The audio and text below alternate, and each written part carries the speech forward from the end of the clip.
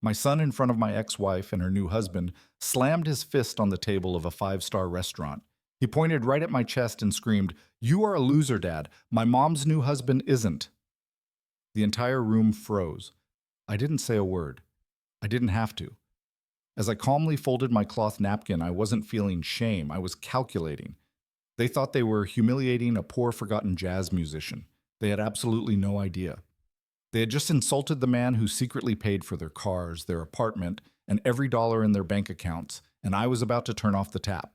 Before I tell you what happened next, let me know in the comments where you're listening to this story from. And if you have ever felt underestimated by your own family, hit that like button and subscribe because my story is one you need to hear. My name is Theodore Grant, and I am 74 years old. The restaurant was the kind of place I've avoided my entire life. It was called Elysium Heights, perched on the roof of the tallest high rise in Seattle. Everything was glass and dark wood, and the waiters moved like silent ghosts. The air smelled like money and truffle oil, thick with the subtle undercurrent of polished silverware clinking against fine china, each sound echoing faintly in the vast space, amplifying the quiet arrogance of the diners. I felt like a crow in a cage of peacocks. The weight of my old tweed jacket hanging heavily on my shoulders, its familiar wool scratching slightly against my skin as I shifted uncomfortably in the chair. My tweed jacket was clean. My shoes were shined, but they weren't designer A. They weren't designer B. They were just comfortable, the soles worn smooth from years of pacing familiar routes. I was only there because of my son Elias. He had called me 5 days earlier, his voice tight with that specific anxiety he gets when he's trying to impress someone, the words rushing out as if he feared I'd interrupt. "Dad, they're in town. Rosalind and Harlan. They want to have dinner. All of us Saturday, Elysium Heights. Rosalind, my ex-wife. She left me 14 years ago. She said I was boring. She said I was stuck playing my old music in my small house. She said she needed a life with more shine. She found that shine in Harlan Whitaker, a slick, fast-talking real estate developer with a smile as white and artificial as a strip mall. His presence always carrying a faint whiff of cologne that lingered too long, overpowering the room like his ego. Across the table. They looked like a magazine advertisement, their posture straight and poised, exuding an effortless gloss that made the air around them feel heavier, more judgmental. Rosalind, who I remembered in faded jeans, was now draped in emerald green silk, heavy gold bracelets clanking on her wrist every time she reached for her wine, the metallic jangle punctuating her gestures like an unwelcome reminder of her transformation. Harlan, loud and suntanned, wore a watch so large and bright it practically blinded me, its face catching the dim overhead lights and throwing sharp glints across the table.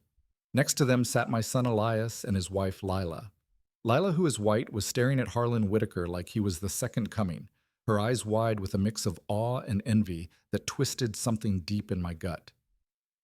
"Theo, you made it," Rosalind said, her voice dripping with the fake syrupy pity she had perfected, each word laced with a condescending lilt that made my skin prickle. She leaned across the table, offering me a cheek that smelled like expensive perfume, the scent cloying and invasive in the confined space. "How nice of you to come all this way." "It's just across town," Rosalind, I said quietly, feeling the words stick slightly in my throat as I forced a neutral tone. Harlan laughed, a loud booming sound that made the couple at the next table flinch, their heads turning sharply before they averted their gazes. "He means all this way in life, Theo. Look at this place. Bet they don't have this down in the Rainier Valley." "Huh?" Lila giggled, the sound high and artificial grating against the low hum of the restaurant's ambient chatter. Elias just stared at his water glass, his fingers tracing the condensation on the side, avoiding my eyes entirely. I knew this was a performance, the air thick with unspoken tension, each glance and word carefully orchestrated to diminish me further. I was the prop, the before picture. They needed to highlight their glorious. After my presence, a stark contrast that made their shine seem brighter, more deserved. I was the ghost of poverty past, invited to a feast to prove how far they had come, the weight of their expectations pressing down like the heavy crystal chandeliers overhead. I just smiled and nodded, the expression feeling stiff on my face, a mask I'd worn too many times. "It's a nice place, Harlan." The waiter arrived a young man so stiff he looked like he was in pain, his movements precise but strained as if the opulence of the setting demanded perfection he could barely maintain. He handed us menus that were the size of small posters bound in heavy leather, the pages thick and textured under my fingers. I opened it and saw words I didn't recognize, followed by numbers that made no sense, each dish described in elaborate terms that seemed designed to intimidate rather than inform. A simple steak was listed as filet de boeuf executive for $195. Harlan didn't even read the menu. He waved a dismissive hand, the gesture casual but commanding, as if the menu were beneath him. Just bring the bow, the 2012, and we'll start with the Oetra caviar for the table. Except maybe not for Theo. Looks like he might prefer a beer, huh? Water is fine for me, I said the word steady, despite the knot tightening in my chest. Rosalind placed her hand heavy with diamonds on Harlan's arm. Oh, Harlan, be nice. Theo is simple. He likes simple things. It's quaint. The word quaint hung in the air like a subtle insult, her tone dripping with false affection that made my stomach churn. Simple is one word for it, Harlan said, winking at Lila, the gesture laden with complicity that deepened the isolation I felt in the room. Lila, my daughter-in-law, jumped right in, her voice eager, almost breathless with the need to align herself with them. Oh, Harlan Elias is so fascinated by your investment strategies. He really is. He's always saying he wishes he had a real mentor, someone who actually achieved something, you know. There it was, the first cut sharp and deliberate, slicing through the facade of civility, the words hanging heavy with implication. I glanced at Elias. He wouldn't look at me. He just took a long, deep drink of his wine, the glass trembling slightly in his hand. Well, it's not magic, Harlan boasted, leaning back so everyone could admire his diamond watch, the light catching it and scattering prisms across the tablecloth. It's about vision. It's about being aggressive. You don't get a fleet of luxury sedans by playing it safe, right? We just got back from Tokyo. Rosalind chimed in perfectly on cue. The shopping. Theo, you just wouldn't believe it. I bought this bracelet there. She shook her wrist again, the gold clanking, the sound reverberating like a chain rattling in the quiet tension of the moment. And Harlan is closing on a new property, a $12 million deal. Isn't that right, darling? Just a little something, Harlan said, polishing his nails on his lapel, his self-satisfaction palpable in the air. You got to keep moving. Stagnation is death, right? Theo? He was looking right at me, his eyes boring into mine with a challenge that made the room feel smaller, more suffocating. Stagnation. That was his word for me. The man who still lived in the same neighborhood, who still played the same music, who still wore the same old jacket, each item carrying the weight of memories he could never comprehend. I didn't rise to the bait. I just sipped my water, the cool liquid doing little to ease the burning in my throat. My silence seemed to infuriate them more than an argument would have, the unspoken words building like static in the air. It was like they needed me to be visibly impressed or visibly pathetic. My calm neutrality was ruining their performance, disrupting the script they had so carefully rehearsed. Rosalind decided to change tactics, turning the full force of her toxic pity directly on me, her gaze narrowing as if appraising a flawed artifact. Theo, darling, she said, her voice softening into a purr I knew well. It was the voice she used just before she asked for something, or just before she delivered a killing blow, the sweetness masking the venom beneath. We were talking, Harlan and I, and we are worried about you. Worried about me, Rosalind? I'm fine. No, you're not, she insisted, shaking her head slowly, her bracelets jangling with the motion. You're still in that tiny drafty house in the Rainier Valley, Elias told us. It's falling apart. The neighborhood isn't safe.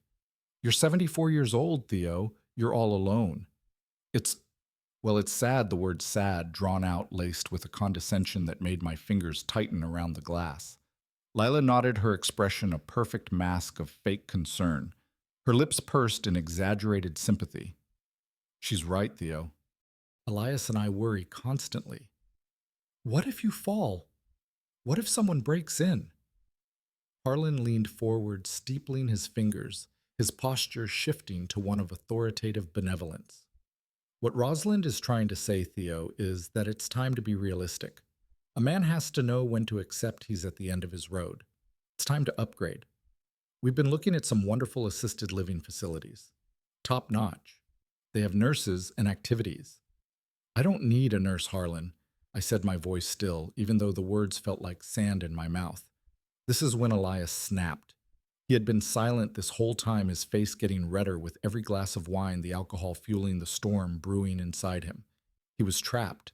He was trapped between the man he wanted to be, the man his wife and mother demanded he be, and the man he was, the internal conflict twisting his features into a mask of frustration.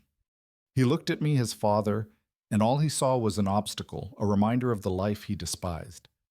"Dad, why do you have to be so damn difficult?" he said, his voice suddenly loud, cutting through the murmurs of the restaurant like a knife. "Elias," I said, trying to warn him, my tone low but firm, sensing the edge he was teetering on. "No, I'm tired of this. I'm tired of being embarrassed."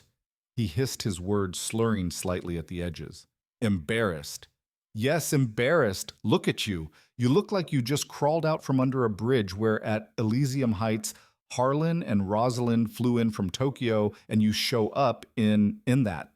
He gestured wildly at my jacket, his hand sweeping through the air with exaggerated disdain. "These are my clothes, son. They're a joke," he said, his voice rising, drawing glances from nearby tables. "Just like that stupid house, Rosalind is right. It's a dump. We're trying to help you, and you're too proud and stubborn to accept it. You're too stuck in the past. Don't you get it? No one cares about your old jazz music anymore. It's over." I tried to de-escalate. I tried to find my son under all that rage, the boy I once knew buried beneath layers of resentment and alcohol. "Elias, let's talk about this later. How is that new project at work coming along?" That was the final match on the gasoline, igniting the fury that had been simmering all evening. Elias stood up so fast his chair screeched on the marble floor, the sound piercing the air like a siren. The entire restaurant, all the quiet conversations, all the clinking forks stopped. Dead silence descended the atmosphere, thick with anticipation. He slammed both hands on the table. Glasses jumped, water spilled, pooling on the tablecloth like tears. "Work!" he screamed. His face was contorted purple with a rage that wasn't just about tonight. It was about his whole life, years of perceived inadequacy boiling over in this public spectacle. "How can I focus on work? How can I get promoted? Don't you understand? I have to work twice as hard as everyone else just to overcome where I came from, just to prove I'm not you." He was breathing hard, pointing at Harlan, who was watching this with a detached, amused smirk, his eyes gleaming with satisfaction at the chaos unfolding. "Look at him," Elias shouted, his voice cracking with emotion. "Look at Harlan. He's respected. He makes things happen. He just closed a $12 million deal. He's a winner. He knows how to live." Then he turned that trembling finger on me. "And you?" He spat. The entire room was holding its breath, the tension palpable, every eye fixed on us. "You're a loser. You've always been a loser. That's why Mom left you. That's why I'm stuck. You are a loser. Dad, my mom's new husband isn't." The words echoed in the sudden absolute silence, hanging in the air like a verdict. Elias stood there, panting, his chest heaving, the adrenaline coursing through him, visible in the tremble of his hands. Lila was looking at him with shining, proud eyes, her expression one of vindication. Rosalind and Harlan shared a look of pure, smug victory, their faces alight with the thrill of triumph. This was the moment they had been waiting for, the complete and total humiliation of Theodore Grant. I looked at my son, the boy I taught how to play the trumpet, the boy whose college tuition I paid for, the boy I had loved unconditionally for 46 years, and I saw a stranger. His features twisted by years of unspoken bitterness. I didn't feel anger. I didn't feel shame. I felt a profound stillness, a cold, clear, and terrible calm that settled over me like a shroud. I didn't say a word. While everyone stared, I slowly, methodically picked up my heavy cloth napkin, the fabric soft and heavy in my fingers. I folded it once. Then I folded it again, making a perfect square each fold, deliberate, a quiet act of composure amid the chaos. I placed it gently on the table next to my plate of untouched $195 steak. I pushed my chair back, the legs making a soft, polite sound on the floor, barely audible in the hushed room. I stood up. I adjusted my old tweed jacket, straightening the lapels with steady hands. I looked at Harlan. I looked at Rosalind. I looked at Lila. And then I looked at my son. He was still standing, his eyes wide, waiting for me to yell, to cry, to break his breath, coming in short gasps. I just held his gaze for a long second, letting the weight of my silence press upon him. Then I turned my back on all of them. I walked away. I didn't rush. I walked with my head held high past the tables of silent diners, past the horrified waiters, through the enormous glass doors, and out into the cool Seattle night, the chill air biting at my skin like a reminder of the world's indifference. As the doors closed behind me, I heard it. It wasn't Elias's voice. It wasn't Harlan's. It was Rosalind's. A sharp, triumphant, dismissive laugh that cut through the silence, echoing in my mind like a final nail in the coffin. They thought they had won. They thought they had finally broken me. They had no idea what I was about to do. I didn't look back. I didn't need to. The echo of Rosalind's sharp, triumphant laugh followed me through the restaurant's heavy glass doors, lingering in the cool night air like a bitter aftertaste. It was a brittle sound like expensive crystal shattering on a marble floor, each fragment carrying the weight of their misplaced victory. The valet, a young man in a perfectly pressed red coat, rushed over to me, his footsteps quick on the damp pavement. "Taxi, sir?" he asked. His eyes did a quick professional scan, taking in my old tweed jacket, my simple leather shoes, and the deep lines on my face, etched by decades of quiet endurance. Then his gaze flickered back toward the glowing warmth of the restaurant, a place where entrees cost more than my entire outfit, the contrast stark under the streetlights. His face settled into an expression of polite pity, his brows furrowing slightly as if he were witnessing a quiet tragedy. He saw exactly what my family wanted him to see: a poor, forgotten old man.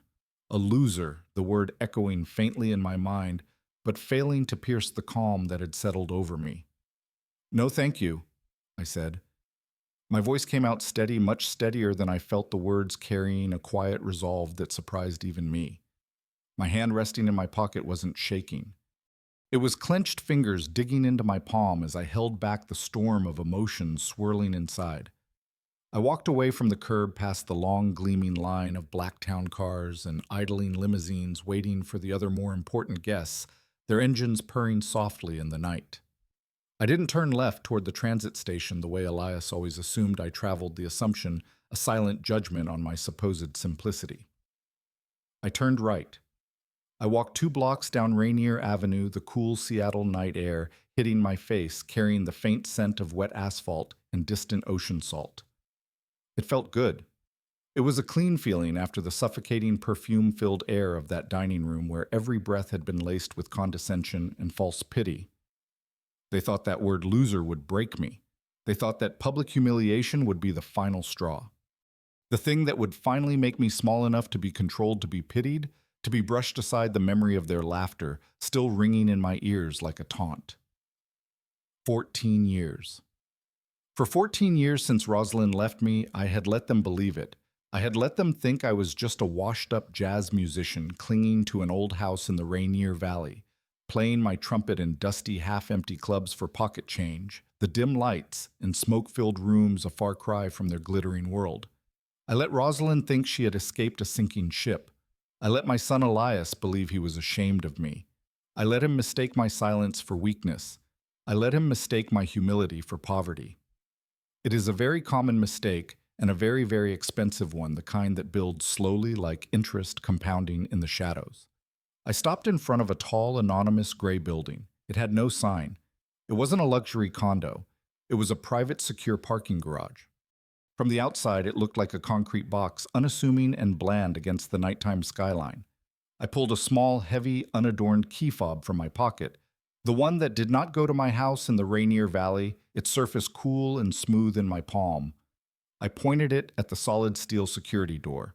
There was a quiet electronic beep, and the massive door groaned to life, rolling upward with a heavy, satisfying sound that reverberated in the quiet street. It revealed a single, brightly lit, immaculate garage bay. There was only one vehicle inside. It was not a 20-year-old Buick. It was a 2025 Rolls-Royce Cullinan custom-built Midnight Black. The interior was a deep, rich crimson leather. It was a $400,000 Fortress, and I had paid for it in cash last month as a small retirement gift to myself. The purchase, a quiet indulgence after years of deliberate restraint. I pressed the fob again. The cabin lights glowed softly, casting a warm halo in the sterile garage. The spirit of ecstasy, the silver statue on the hood, rose up, catching the light with a subtle gleam. I got in. The door closed with a heavy, satisfying thunk, sealing out the entire world, the leather seat molding to my form like a familiar embrace. The air inside smelled of hand-stitched leather and polished wood, a scent that grounded me amid the turmoil. I pressed the ignition button. The 12-cylinder engine started without a sound. It was more of a vibration, a whisper of immense waiting power that hummed through the vehicle. I pulled out of the garage, the steel door closing silently behind me. I merged into the Seattle traffic. I did not drive toward the Rainier Valley. Rosalind was right about the house. It is old. It is drafty, which is why I only use it as my private recording studio, the walls echoing with the ghosts of melodies long past. No, I drove north. I drove straight into the heart of Belltown, the wealthiest and most exclusive neighborhood in the city. I drove past the sprawling, white-pillared mansions, past the high-end boutiques. I pulled up to a sleek glass tower that pierced the night sky, a building so exclusive it didn't even have a name on the front, just a discreet address etched in subtle bronze. A uniformed doorman, a man named Lucas, who knew my name, rushed out. He didn't look at me with pity. He looked at me with professional respect, his movements crisp and attentive. "Good evening, Mr. Grant." "A difficult night." The words carried a subtle empathy, as if he could sense the weight I carried. "You could say that, Lucas," I said, handing him the keys to the Rolls-Royce, the metal cool in my palm. I walked across the silent, cavernous lobby. It was decorated with art that was worth more than Harlan Whitaker's entire net worth, though he would never know it, the pieces casting long shadows under the soft lighting. I walked to the private elevator at the back. I used my personal security key. The elevator didn't have buttons for other floors. It just had one, the top. The doors opened silently directly into my home, a 30,000 square foot full-floor penthouse.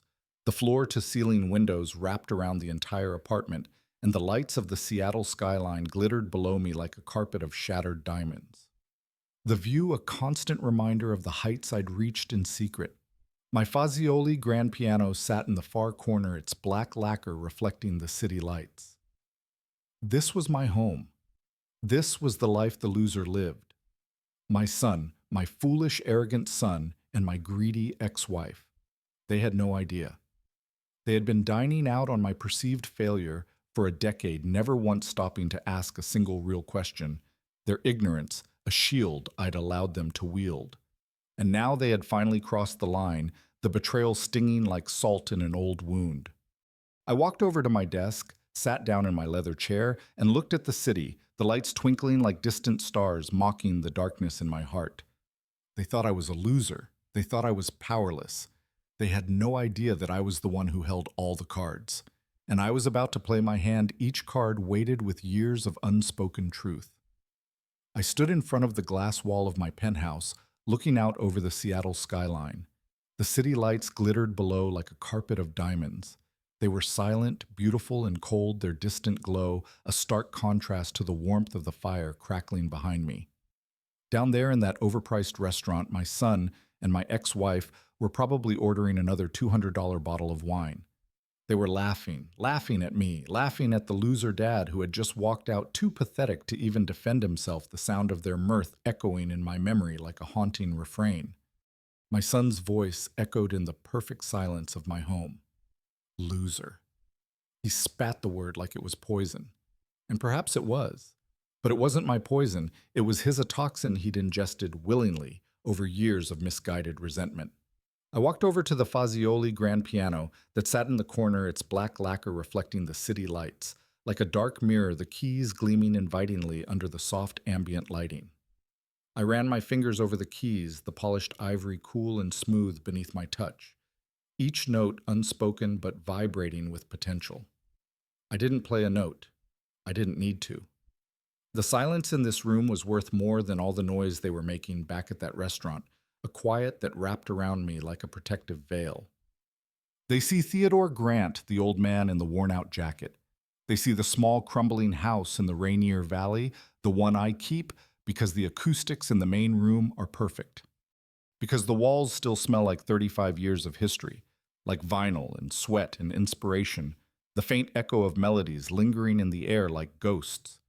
They see exactly what I have allowed them to see for the last 14 years. They don't see Theodore Grant. The Theodore Grant whose signature is at the bottom of music history. The Theodore Grant who in 1976 took a $3,000 loan and a lifetime of talent and co-founded a small hungry label out of a dusty garage in San Francisco. We called it Harmony Bay Records. Rosalind knew that man. She was there when we pressed our first single, The Vinyl, warm under our fingers as we handled it with reverence. She was there when we discovered the Evening Horizons, when we signed Sophia Vale. She was there for the struggle, the late nights, the cheap whiskey, and the sudden blinding highs, the exhilaration of a hit record cutting through the exhaustion like a beam of light. But Rosalind always hated the struggle. She wanted the prize, but she despised the fight, her impatience growing like a shadow over our shared dreams. 14 years ago, she sat right where I'm sitting now, not in this penthouse, but in the old Rainier Valley house. The music industry was on its knees, CD sales were dead, digital downloads were a joke. We weren't making what we used to. She looked at me, her eyes as cold as the ice in Harlan's whiskey glass, the chill in her gaze piercing through me. "It's over, Theodore," she said.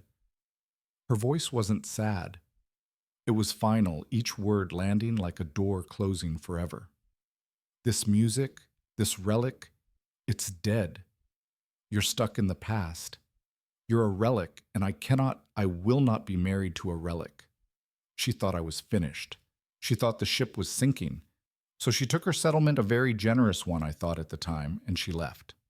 She jumped from my sinking ship right onto Harlan Whitaker's plastic yacht, all in one smooth practice motion, leaving behind the faint scent of her perfume as a final farewell. She left me for new money for Tokyo, for luxury sedans, for a life of shiny, hollow things, each acquisition a bandage over the emptiness she refused to acknowledge. She left in 2011. What Rosalind, in all her forward-thinking wisdom, didn't know what she couldn't possibly know was what would happen next.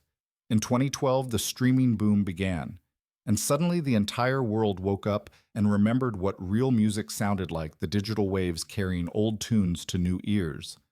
Suddenly, that old jazz music my son is so deeply ashamed of wasn't a relic. It was an asset revitalized and resonant in the modern era. That dead catalog I refused to sell, the one I held on to while the industry burned around me, became the single hottest property in music, its value skyrocketing like a phoenix from the ashes. That old Evening Horizons track, it played during the Super Bowl halftime show last year. The royalties from that one night, from that one song, paid for this entire penthouse in cash, the influx a quiet vindication of my steadfastness. That soul ballad by Sophia Vale that Rosalind always hated. A 22-year-old rapper sampled it last month. It went to #1 in 14 countries. I own 55% of everything. Harlan Whitaker boasts about a $12 million deal. That's cute. My son Elias thinks I make what may be $45,000 a year if I'm lucky. My corporation, the one Mr. Harlan manages quietly, from a discreet office downtown, pulls in more than that every single day. Before I even get out of bed, every time someone in Osaka clicks play on a Harmony Bay classic, I get paid. Every time a kid in Berlin uses one of my bass lines in a TikTok video, I get paid. Every time a Hollywood blockbuster needs a classic sound to feel authentic, they call me and they pay the negotiations a dance I mastered long ago. Rosalind divorced a relic. She had absolutely no idea she was divorcing the king. Her departure, a miscalculation that now echoed with irony. I walked over to my desk. I picked up a small framed photo. It was Elias, maybe 12 years old, holding his first trumpet. My trumpet. His smile was wide and genuine, filling his whole face untouched by the cynicism that would later define him. He hadn't learned to be ashamed of me yet. He hadn't learned to measure a man's worth by his watch, the innocence in his eyes, a stark contrast to the man he'd become. I kept it all a secret for him. I had seen what unearned money does to kids. I saw it in the music industry every day. It makes them soft. It makes them weak. It makes them entitled. It makes them, well, it makes them exactly what Elias has become, a hollow shell chasing reflections. My silence, my plan to protect him, it failed. It didn't make him strong.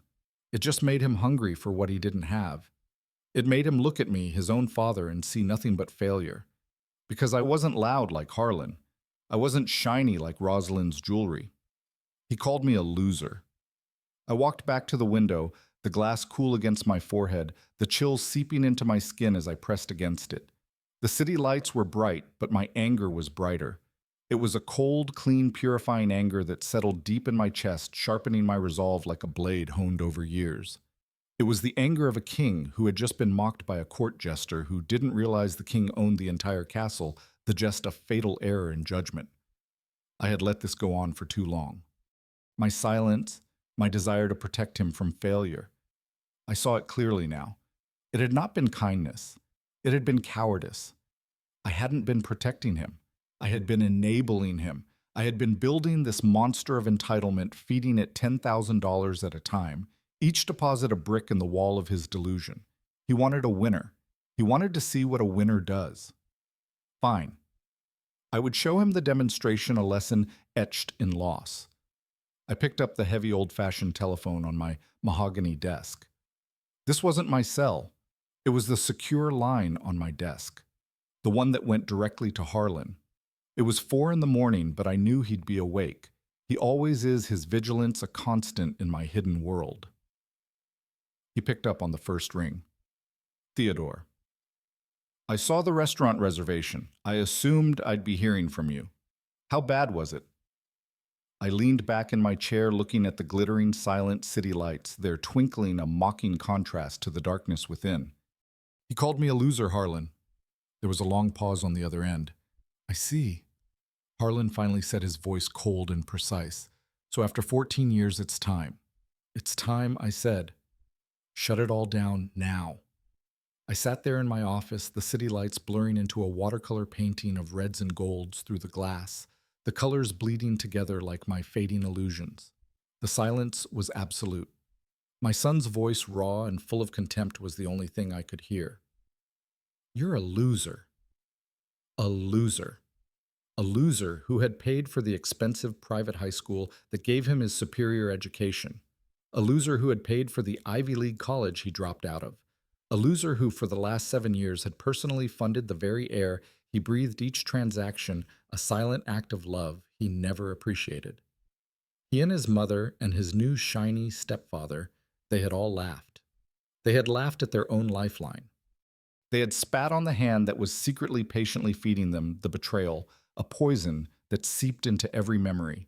My anger wasn't hot. It wasn't the explosive rage of my son. It was cold. It was a cold, quiet, calculating weight that settled deep in my chest.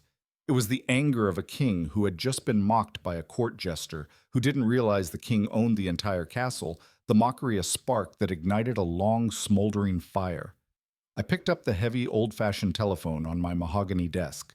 This wasn't my cell phone. This was a secure, hardwired line. There was only one number programmed into its speed dial.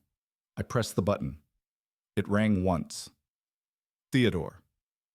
Mr. Harlan's voice was sharp awake and professional. Even at what was now approaching 4 a.m, he had been my lawyer, my business manager, and my confidant for 45 years.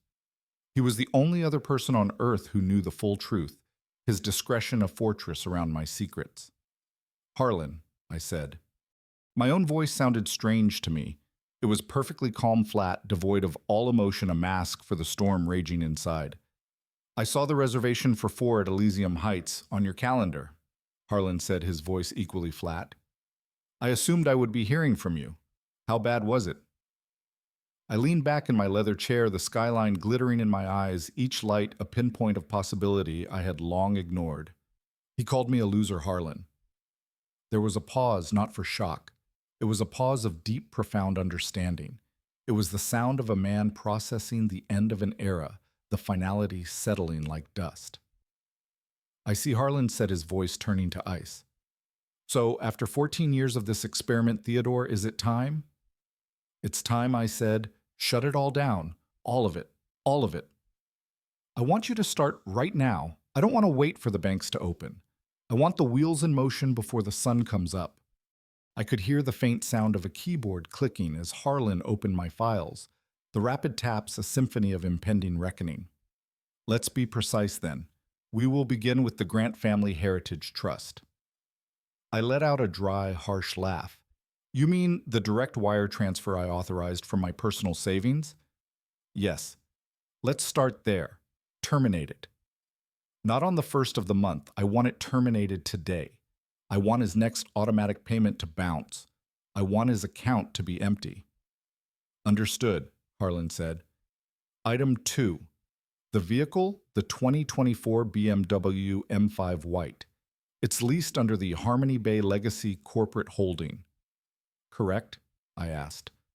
Though I already knew the answer, the details etched in my memory like ledger entries. Correct. The lease is in our name. He is merely the authorized driver. Good. Terminate the authorization. I want a tow truck at his apartment building by 7 in the morning. I don't care what the early termination penalty is. Pay it. I want him to walk out of that building late for his imaginary job and find nothing but an empty parking space. Send the recovery team. Consider it done. Harlan said, his typing becoming faster, the rhythm accelerating like my pulse. Item 3, the Residence Unit 34B, the Pacific Tower. My condo, I said. Technically the corporation's condo. The lease agreement is guaranteed by your holding company. I know, I said. I want them out. He's not on the lease. He's listed as a permanent guest. Correct. A guest whose privileges have just been revoked. Theodore. That lease is guaranteed for another 7 months. Harlan said, the first note of caution in his voice, a rare crack in his composure. Harlan, I said, my voice dropping laced with the authority I'd kept hidden for so long. You are the best and most ruthless corporate lawyer in Seattle. I pay you a staggering amount of money for that very reason. I am certain that lease has a loophole, a missed payment, a violation of terms. Hell, I own the building. Find a way. I want an eviction notice taped to his door by noon tomorrow. 30 days. No, make it 3. 3 days to vacate for breach of contract. I don't care what you have to do. Make it legal. There was another long silence. I heard him take a deep breath, the sound measured and deliberate. Theodore, he said softly, this will be catastrophic for him. He has nothing. He is nothing without you. I know, I said. He just explained that to me in front of a room full of strangers. He is the son of a loser. A loser can't afford to pay for a BMW, a luxury condo, and a $10,000 a month allowance. Can he? Harlan didn't reply. He wants a winner for a father, Harlan. He admires Harlan Whitaker. He admires men who are aggressive. He admires men who make things happen. Well, I'm about to make something happen. I'm about to give my son the one thing he's never had in his entire life. And what's that, Theodore P. consequences? It is done. Harlan said, the wires are being stopped. The recovery team will be dispatched at 6:30 in the morning, and I will personally draft the eviction notice. I'll have it delivered by a marshal tomorrow. Thank you, Harlan. Good night, Theodore. I hung up the phone. I didn't feel relief. I didn't feel joy. I didn't feel triumphant. I just felt quiet, a profound emptiness settling over me like the night outside.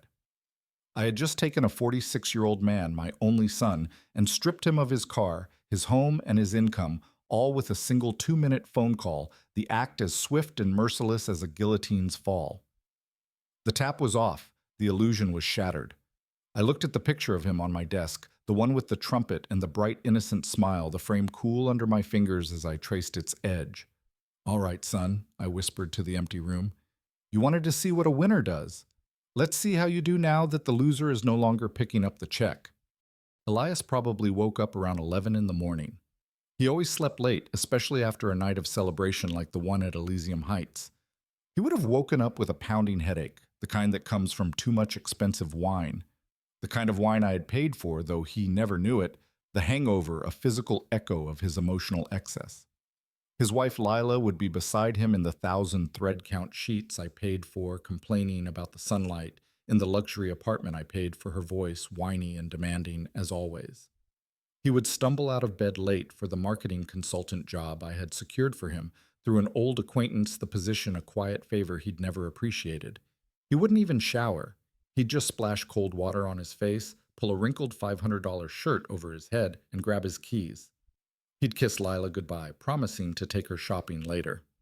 A promise he fully intended to keep using my money, the words empty in their entitlement. I can picture him perfectly taking the express elevator down to the private heated garage, whistling, perhaps still full of himself, still tasting the victory of the night before. The night he had finally put his old loser father in his place, the memory fueling his smugness. He would walk to his designated space number 34B, and then he would stop. He would blink. He would rub his hung-over bloodshot eyes.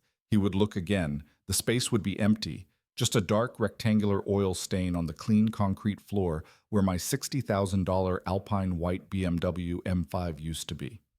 His first thought, I am certain, was theft. How could this happen here in this secure building? He would feel violated, outraged. How could someone dare to steal from him, the indignation burning hot in his chest? He would storm over to the security booth by the exit, ready to scream at the attendant, "Where's my car? My white BMW? Did you see anything? Check the cameras." And the attendant, a man named Miguel, whom I had spoken to personally at 5 in the morning, would just look at him with a tired, bored expression, his eyes dull with routine. He wouldn't argue. He wouldn't check any cameras. He would simply reach under his desk and pull out a single folded piece of paper. Elias would snatch it from his hand.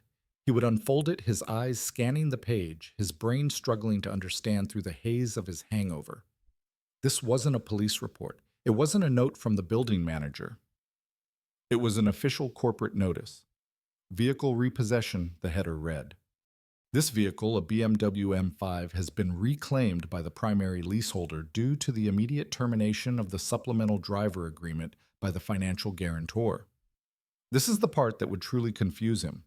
Guarantor, he would say out loud, his voice echoing in the empty garage. What guarantor? He would run back to the elevator, ride it up, and burst into the apartment waving the paper at Lila. They took it. They just took the car. Who took it? Lila would scream. The police. No, the bank, the guarantor. What does that even mean? The car is in my name. He was so proud of that lie. He loved telling his friends that he had bought the M5. He had no idea his name was only listed on the authorized driver line. He didn't know that the Grant Family Heritage Trust was the legal entity on the lease, the same trust that paid for his life. He would be pacing the living room, now his mind scrambling. It had to be a mistake, a massive bank error. It had to be tied to the trust fund. The trust fund, the imaginary safety net I had woven for him. The inheritance from grandparents who died with nothing but a mortgaged house and a box of old photographs. That had to be the problem. Of course it was my fault. It was always somehow my fault. I was in my studio in the Rainier Valley when the call came. The old black rotary phone on my desk suddenly jangled its sound, harsh and loud, in the quiet room, cutting through the stillness like an unwelcome intrusion. I let it ring once, twice, 3 times. I let the panic build, imagining his frustration mounting with each unanswered tone. On the 4th ring, I picked up, "Hello, Dad. Dad, finally. Thank God." His voice was high, sharp, and laced with pure, unfiltered annoyance, each word dripping with entitlement. He wasn't scared. He was inconvenienced. He wasn't calling to apologize for last night. He was calling to complain about this morning, his tone demanding resolution as if I were his personal fixer. "Something is wrong, Dad. Seriously wrong. The bank or someone I don't know. They took the M5. They towed it right out of the garage. There's a notice here. Something about a guarantor. It has to be that trust fund account you manage. The one from Grandma and Grandpa." I held the phone to my ear, listening. In the background, I could hear Lila starting to wail, her voice rising in pitch like a siren. "What are we going to do, Elias? What about my nail appointment? How will I get there?" "I know, baby, I know." He snapped at her, his irritation palpable even through the line. Then his voice was back in my ear, demanding, Dad, did you hear me? You need to call the bank. You need to call whoever manages that trust, and you need to fix this. I have to get to work. This is a nightmare. I held the receiver, feeling the cool, heavy plastic in my hand. I pictured him standing there in his luxury apartment barefoot on the expensive hardwood floors I paid for, looking out over a city he hadn't earned the view, a privilege he took for granted. I waited 1 beat, 2 beats. I let the silence stretch, filling it with his own rapidly growing panic, the tension building like a storm cloud. A car, I said finally. My voice was quiet, calm. They took your car, Elias. Yes, that's what I just said. The BMW. It's gone. Really, son, I said. I let a small, cool smile touch my words, though he couldn't see it. That's too bad. That sounds difficult. There was a stunned silence on his end. He was expecting me to jump. He was expecting me to say, Don't worry, son, I'll handle it. He was expecting me to fix it just like I had fixed every other problem in his entire adult life. The pattern, a crutch he'd leaned on too long. He was not expecting indifference, the lack of urgency, a slap he hadn't anticipated. Difficult. Too bad, Dad. This isn't too bad. This is my car. I need you to call the bank and fix this right now. What if they made a mistake with the trust fund? A mistake. I repeated slowly. No, Elias. I don't think it was a mistake. What do you mean? I mean, I don't think I can fix it, son. I said, I don't know anything about those kinds of things. Guarantors, lease agreements, banks, that's complicated business. That's for winners. I heard his sharp intake of breath, the sound sharp and startled. Dad, what are you talking about? Just make the call. Me? I said, Elias, I'm just a loser. You explained that very clearly last night in front of everyone. A loser can't handle high-end car financing. You need someone aggressive. You need someone who knows how to make things happen. Dad, this isn't funny. Stop playing games. I think you should call Harlan, I said, and my voice was as cold and sharp as a razor cutting through his desperation. He's the winner. He closes $12 million deals. I am sure a man like that can get your car back in a heartbeat. Dad, wait.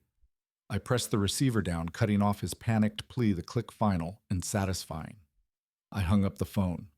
I stood there in the quiet of my studio, the smell of old wood dust and sheet music all around me, the familiar scents grounding me. I pictured my son in that cold, empty garage holding a useless phone, his face pale with confusion and a new, unfamiliar feeling. Fear, raw and unfiltered, the emotion he'd inflicted on me now turned back on him. The first thread was cut. The car was gone. Tomorrow, the money. The day after that, the house. The game had just begun, each move deliberate, the board tilting in my favor. If the loss of the car was the appetizer, then today was the main course. I knew my son. The car was a blow to his ego, but the money, the $10,000 that appeared in his account every month like magic, that was his oxygen. That was the fuel for his entire illusion of a life. And I had just cut the line, the severance as swift as it was irreversible. I sat in my penthouse sipping my first cup of strong black coffee, the bitter warmth spreading through me like a quiet affirmation.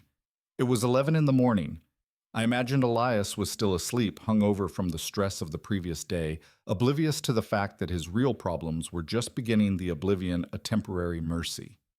But I knew Lila wasn't asleep. Lila lived for two things: appearances and spending money. My money. The loss of the M5 would have felt like a personal attack on her status, the void in the garage a gaping wound in her self-image. She would need to fix it. She would need to go out and buy something to make herself feel better, to prove to the world and to herself that they were still on top. The compulsion, a desperate grasp at normalcy. I could picture her clear as day. She would have put on her most expensive yoga outfit, the one she never actually did yoga, in the fabric clinging tightly as she moved with purpose, and ordered a car service, annoyed at the inconvenience, her voice sharp with the driver. She would have gone to Cascade Plaza, the temple of high-end Seattle shopping. She would be at Elite Depth Store, or maybe Premium Emporium. She would have been there for an hour, demanding the attention of a personal shopper. her tone imperious as she selected items. She'd have an armful of designer clothes, a new handbag, maybe some shoes, each piece a bandage over her bruised ego. She'd be at the private checkout counter, sipping complimentary champagne, talking loudly about how stressful it was when the family office made a clerical error with their vehicles. Her words a fragile shield against reality. And then she would hand over the Platinum American Express, the one linked directly to the trust, the one I paid the bill for, every month, the card heavy with unearned privilege. The sales associate, a woman with a polite painted-on smile, would swipe the card the motion routine. There would be a pause. The associate would smile a little tighter this time and swipe it again, her fingers hesitating slightly. The small screen would flash the same word. Declined. That's impossible. Lila would snap, her voice suddenly sharp, the denial immediate and fierce. Your machine must be broken. Try it again. I apologize, ma'am. The associate would say, her politeness now a weapon honed by years of dealing with entitled customers. I've run it twice. Perhaps you have another form of payment. Lila, her face flushing a deep, ugly red, would dig in her expensive purse, the leather soft under her fingers. The other shoppers in the private lounge would be pretending not to watch, which meant they were watching every second, their glances like pins pricking her skin. She would throw down a different card, a Visa signature also linked to the trust. Try this one. The associate would swipe it. I'm sorry, ma'am. Declined. What is going on? Lila would be hissing now. She'd be looking around, her eyes narrowing, paranoia creeping in. She would grab her debit card, the one linked directly to the $10,000 monthly deposit.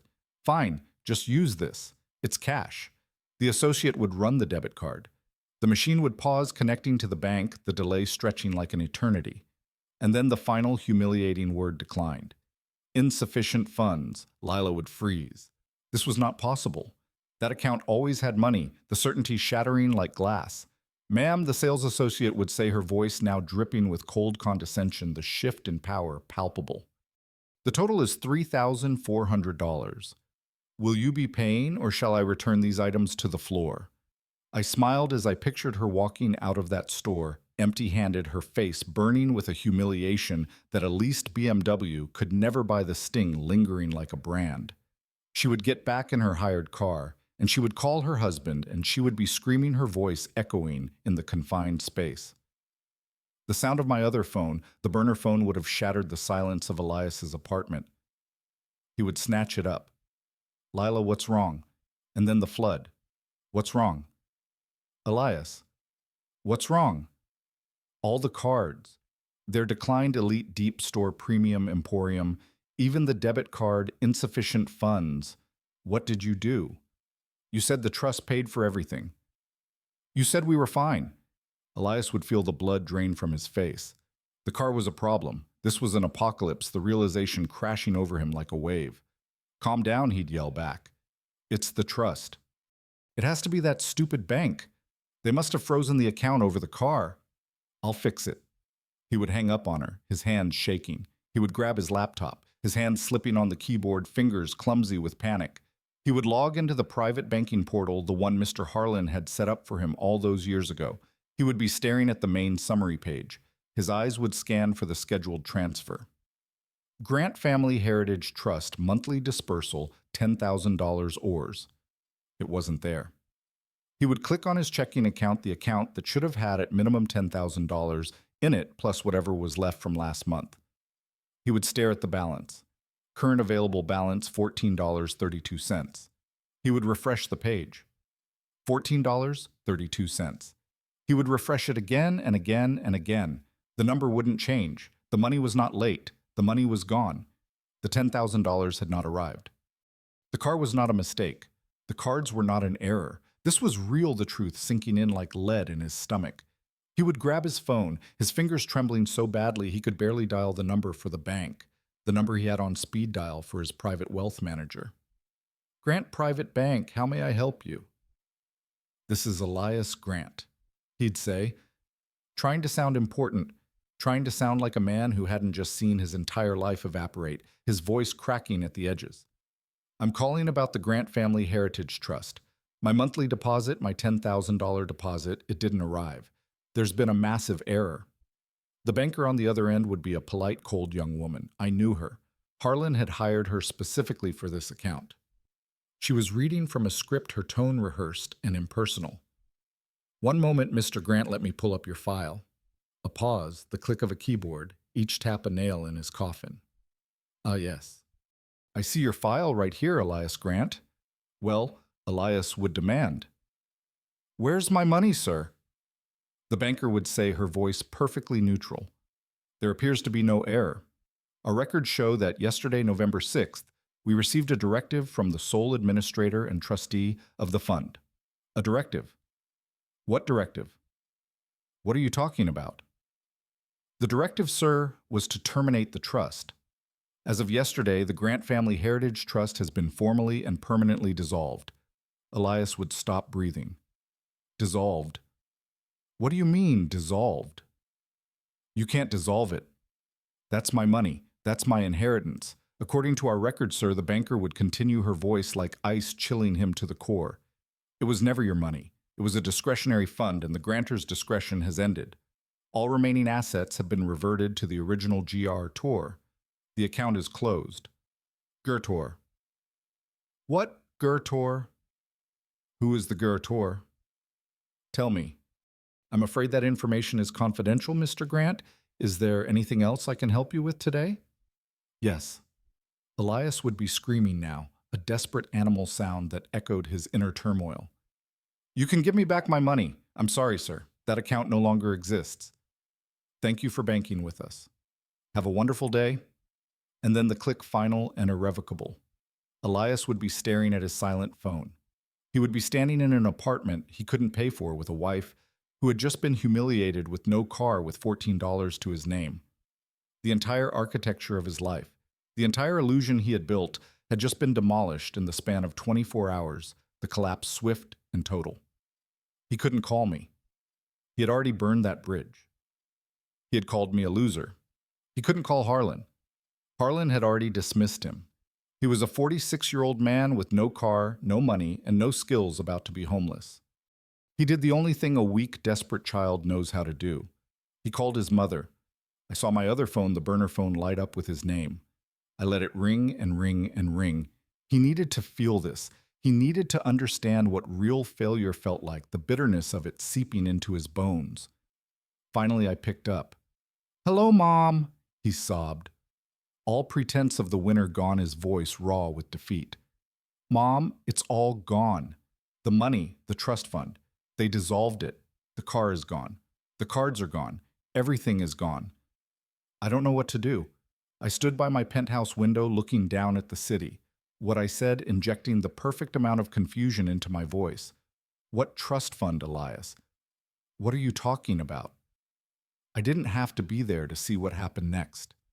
I knew my son. I knew my ex-wife. When a weak man's artificial world collapses, he doesn't look inward. He doesn't reflect. He just scrambles desperately for the next strong person to lean on his dependency, a chain he'd forged himself. After Elias hung up with the bank, the silence in that luxury apartment must have been deafening.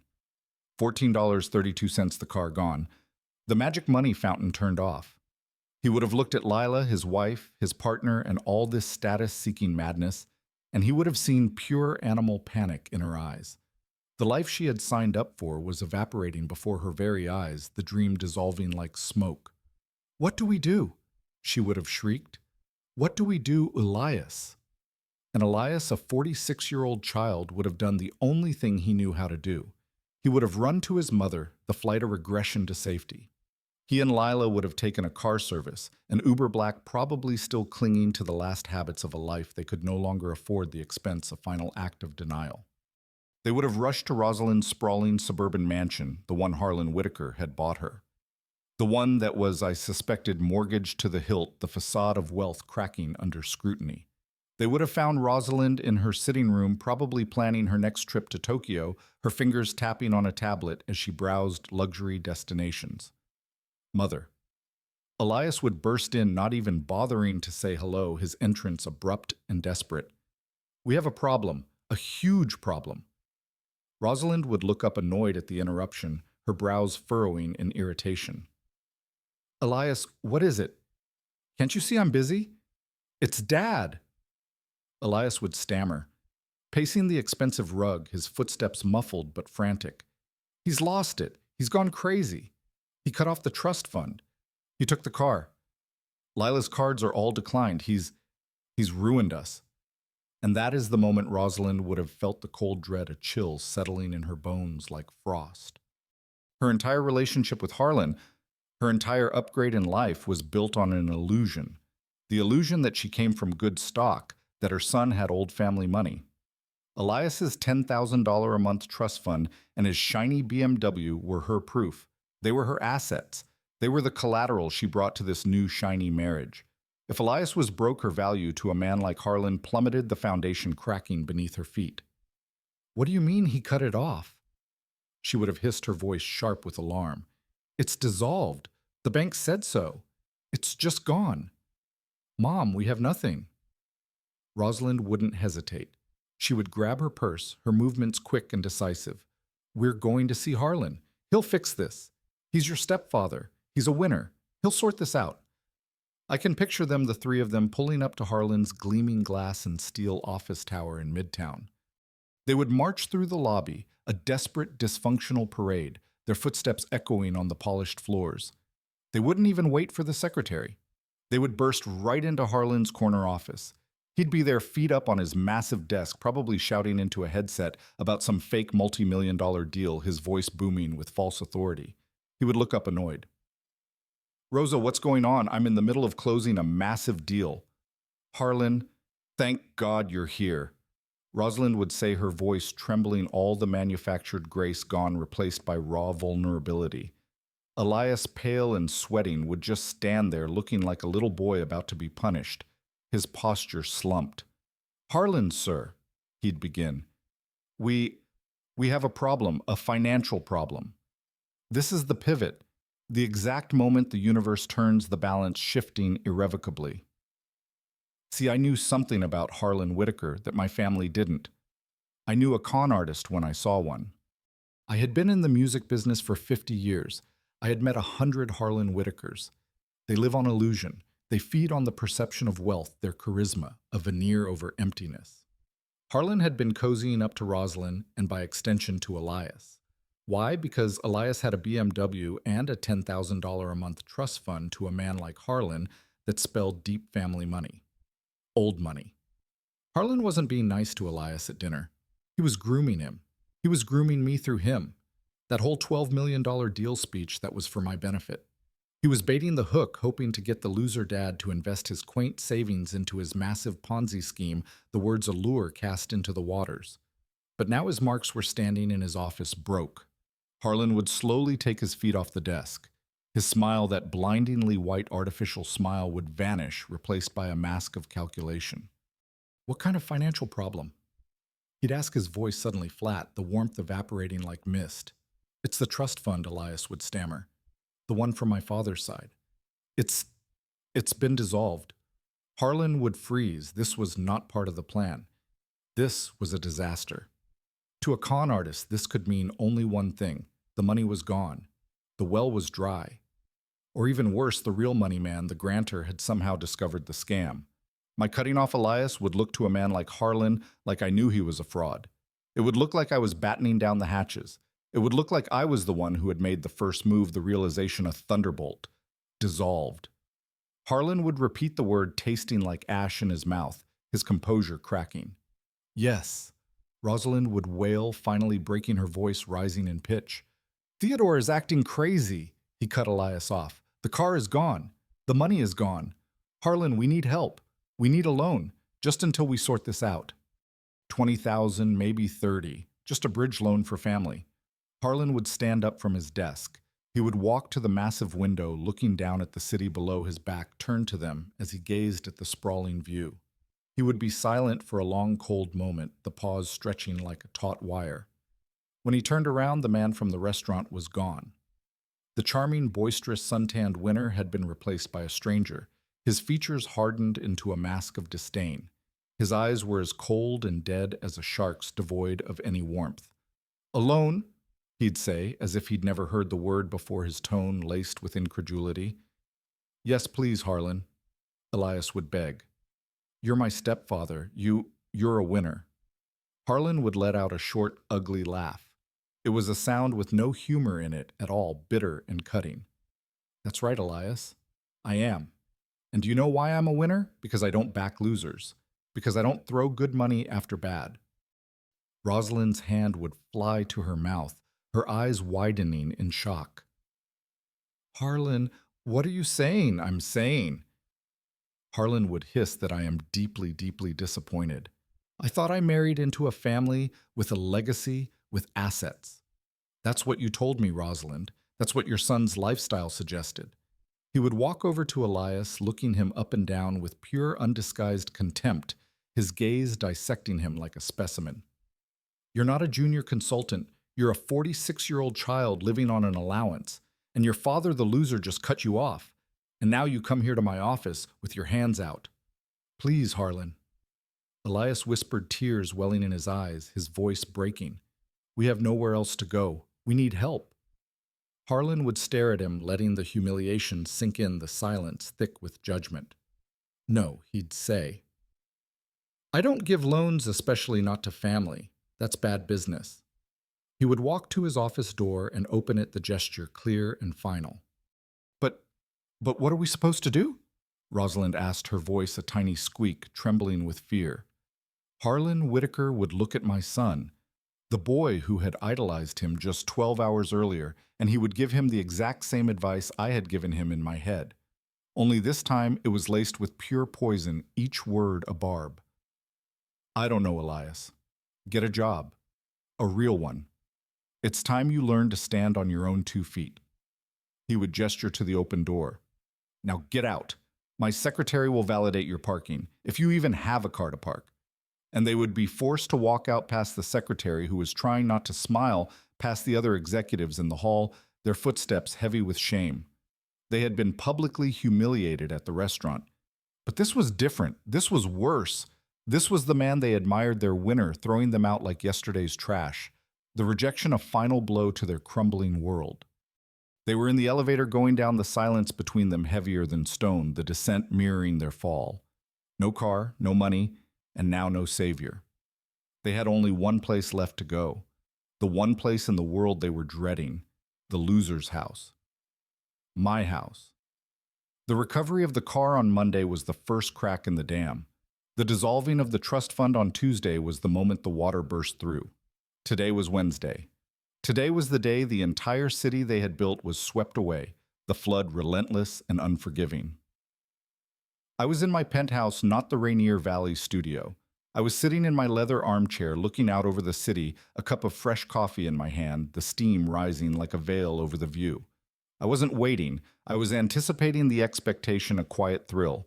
I knew my son and his wife. After Harlan Whitaker had humiliated them, after they realized their winner was just another bully, they would have crawled back to their luxury apartment, their cage. They would be trapped there, surrounded by expensive furniture they couldn't move, and clothes they could no longer afford, the opulence mocking their downfall. They would be paralyzed by fear. They would be pacing the floor, yelling at each other, blaming each other, trying to figure out how to survive on $14.32. The amount a paltry remnant of their former life. They would be clinging to the one thing they thought they had left, a roof over their heads. They would think, at least we have the apartment. The lease is paid for. We can stay here. We can figure this out. They had forgotten. I, the loser, was the guarantor, the invisible pillar holding it all up. I pictured the scene as I sipped my coffee, the bitter taste grounding me. The late afternoon sun would be slanting through their floor-to-ceiling windows, casting long shadows that stretched like fingers across the room. Elias would be staring at his silent phone, terrified it would ring, each vibration a potential harbinger of more bad news. Lila would be sitting on the sofa, crying, her mascara running black streaks trailing down her cheeks like accusations. And then the sound, the ping of a new email arriving in Elias's laptop, cutting through the tension like a knife. He would jump, hoping it was the bank, hoping it was an apology, a mistake. He would open his laptop. The email was not from the bank. It was from Pacific Tower Management. The subject line would hit him first: urgent notice of immediate lease termination and demand to vacate. His hands would be shaking as he clicked it. "Dear Mr. Grant," he would read aloud, his voice trembling. "Please be advised that as of 10 in the morning, this morning, the corporate guarantor for your lease, Harmony Bay Legacy Holdings, has been dissolved." Lila's crying would stop. "What? What does that mean?" Elias would keep reading, his voice cracking. "This action constitutes a material breach of your lease agreement per Section 14B, failure to maintain an active guarantor. As such, your tenancy is hereby terminated effective immediately. You and all other occupants have 72 hours to vacate the premises." Lila would let out a sound. Not a cry, a shriek, a raw animal sound of pure primal terror that echoed off the walls. 72 hours, Elias. 72 hours. The email would continue. "Please be advised that your access fobs will be deactivated this Friday, November 10th at 5 in the afternoon. Any personal property remaining after this time will be considered abandoned. We are sorry for any inconvenience this may cause." Elias would just stare at the screen. The car was gone. The $10,000 a month was gone. His credit was shot. And now the roof over his head was gone. In 3 days, he would be homeless, the timeline a ticking clock in his mind. I knew what they would do next because there was only one move left on the board. They had no money for a hotel. Rosalind had clearly abandoned them to deal with her own crisis with Harlan. They had no car. They had $14. They would have to use that money for a single taxi ride, a ride of shame. They would have to leave the shimmering glass towers of Belltown and travel south. They would travel to the one place they despised, the one place they had mocked, the one place they thought was beneath them. They would have to go to the loser's house. I was there. I had been waiting in my Rainier Valley studio all afternoon, the door locked, the quiet enveloping me like an old friend. I sat in my old armchair, my trumpet on its stand beside me, the instrument's brass surface dull in the dim light. The house was quiet. At 4:30 in the afternoon, I heard a car door slam. Not a luxury European car door with its heavy, satisfying thunk. It was the thin, rattling slam of a Toyota Prius taxi, the sound cheap and final. I heard footsteps running up the broken walkway. And then the pounding began. It wasn't a knock. It was a desperate, frantic, angry banging that rattled the door in its frame. "Dad! Dad, open the door! I know you're in there! Open the door, damn it!" I heard Lila's voice, hysterical. "Elias, break it down. He has to let us in. He can't do this," the pounding continued. "Dad, please, we have nowhere to go. Please, open the door." I let them bang. I let them yell. I let them feel the desperation that they had planned to inflict on me, the frustration building with each unanswered strike. I let them feel what it was like to be old and poor, and locked out the rain starting to patter against the windows, as if in sympathy. After a full minute, when the banging had turned into frantic weeping, the pleas laced with exhaustion, I put down my coffee mug. I stood up. I walked slowly to the door. I turned the deadbolt. The click was loud in the silence. I opened the door. They stood there on my crumbling porch, and they looked pathetic. Elias's expensive suit was wrinkled, stained with something. His face was pale, unshaven, and streaked with tears of rage, his eyes bloodshot from lack of sleep. Lila was beside him, her beautiful hair a mess, her designer dress looking like a costume, her mascara running in black rivers down her cheeks, the makeup smudged like war paint. They looked like what they were, frauds stripped of their veneer. The moment he saw me, Elias's anger dissolved into a desperate plea. "Dad, thank God you have to help us. You have to." He tried to push past me into the house, but I didn't move. I stood in the doorway, blocking him, my stance firm. "Help you with what, Elias?" "The apartment," he cried. They're kicking us out. They're evicting us. We have 3 days. 3 days, Dad. It's all a mistake. It has to be. You have to call them. You have to guarantee the lease." Lila pushed forward, her face a mask of desperation. "He's right, Theodore. You have to co-sign for us. You have to call the bank or give us money for a new place. You can't let us be homeless." I looked at them. My son, my daughter-in-law. The two people who had sat in splendor just a few nights ago watching me be humiliated, their faces now twisted with the same desperation they'd inflicted. I looked at Elias. "Co-sign Elias. You want me to co-sign yes, please. Whatever it takes. I let the silence hang in the air. I looked him dead in the eye, the gaze unwavering. Co-sign with what? Son Elias blinked. What? What do you mean? My voice was cold. It was quiet. It held all the power in the world. I mean, what am I supposed to co-sign with the pension of a washed-up jazz musician, the savings of a man who lives in a crumbling house in the Rainier Valley? I took a step forward, and he flinched. You told me in front of everyone that I was a loser. A loser can't guarantee a luxury apartment in Belltown, Elias. A loser doesn't have the credit to co-sign for anything. My word means nothing. I'm a failure, remember. The color drained from his face. He understood. This was not a mistake. This was not an accident. This was a choice. My choice deliberate and calculated. Dad, he whispered the word choked. No, you did this. I did nothing. I said, my voice sharp. I simply stopped paying for your life. It turns out your entire life was built on the foundation of the very loser you despise. But what about Harlan? Leela stammered. He's the winner. You said to call him. I did. Elias whispered, his voice hollow. He won't help us. That's a real shame, I said. I looked past them at the taxi waiting at the curb, the meter running, the driver glancing impatiently at his watch. It seems you're on your own. You two winners, Dad. No. Elias lunged, grabbing my shirt, his fingers digging into the fabric. You can't do this. You can't. I'm your son.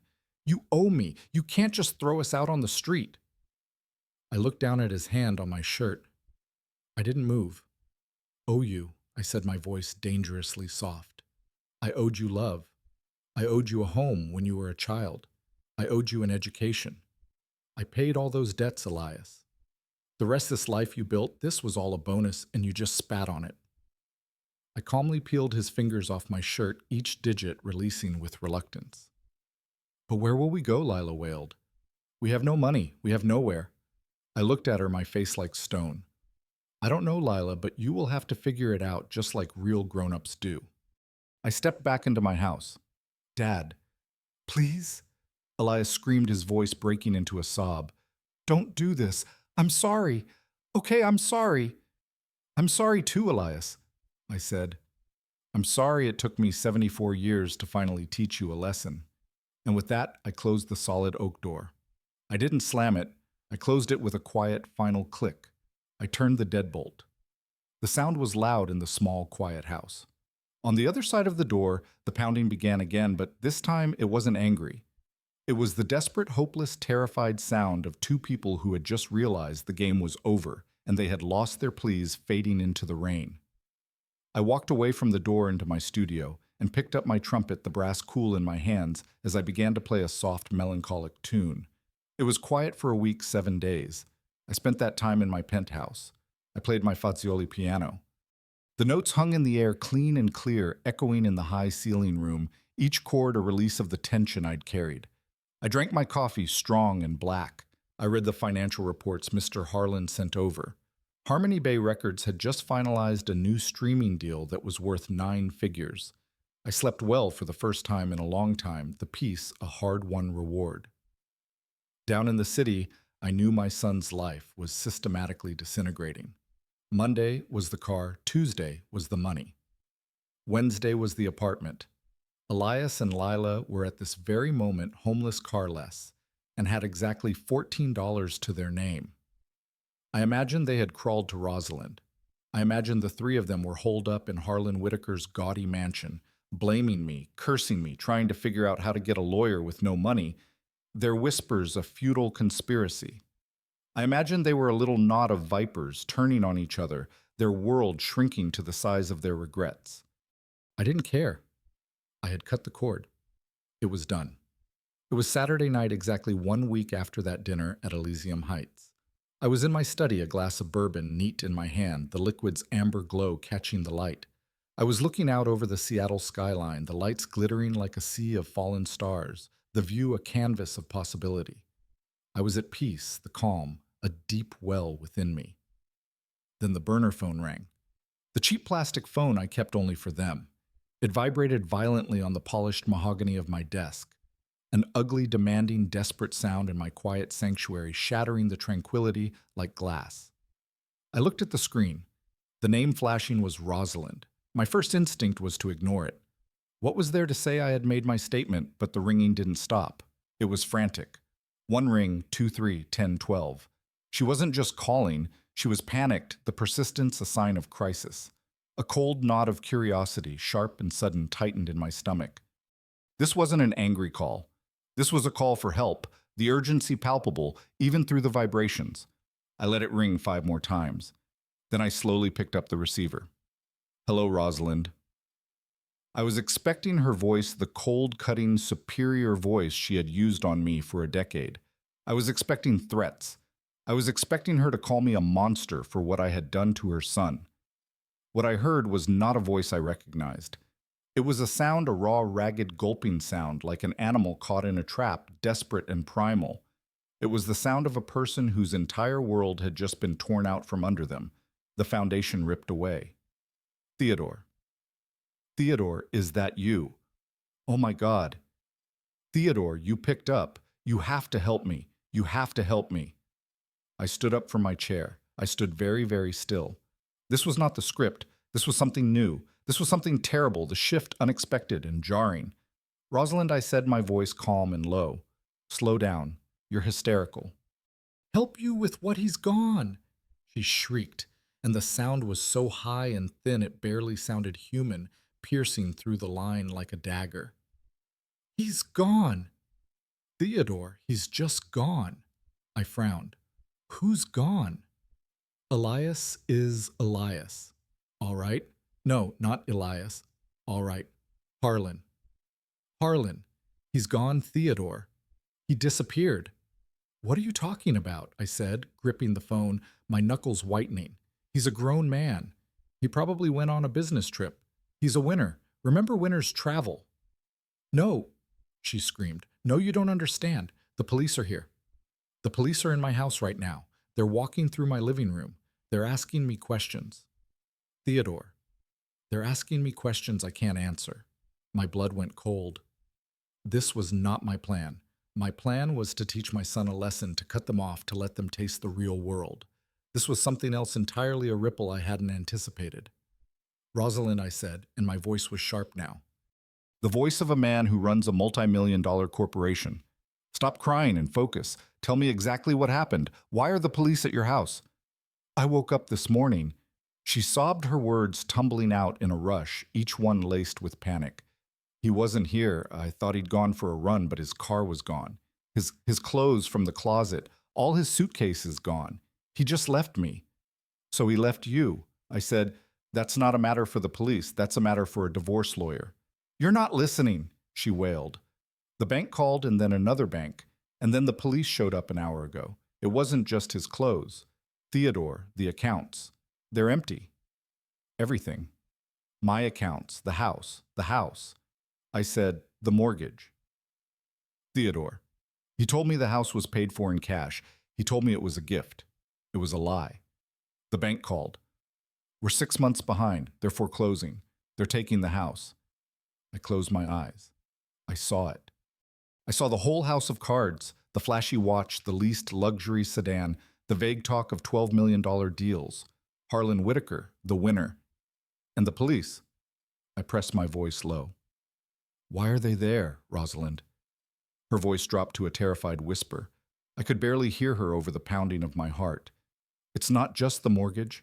It's his investors. The police said, oh God, Theodore. They said he wasn't an investor. They said he was running a Ponzi scheme. They said he was a con artist and that I was his partner. Of course, it was so simple, so ugly, so perfectly horribly obvious. My ex-wife, in her desperate, blinding quest for shine, had married a common criminal, a fraud, the revelation, a bitter twist of fate. They said she was choking on her sobs now. They said his name. His real name isn't even Harlan Whitaker. It's some other name. He's wanted in 3 states. And Theodore, all the money. The money you gave me in the divorce. The money I had, it's all gone. He took every penny. He drained the accounts. He left me with nothing but this house that isn't even mine, and a dozen angry investors who think I stole their money. He ruined me. Theodore, he ruined me. She was wailing now, the full crushing weight of her reality finally breaking her, the sound raw and heartbreaking. I was silent. I was processing. I was connecting the dots, the pieces falling into place with chilling clarity. My small, quiet act of cutting off my son.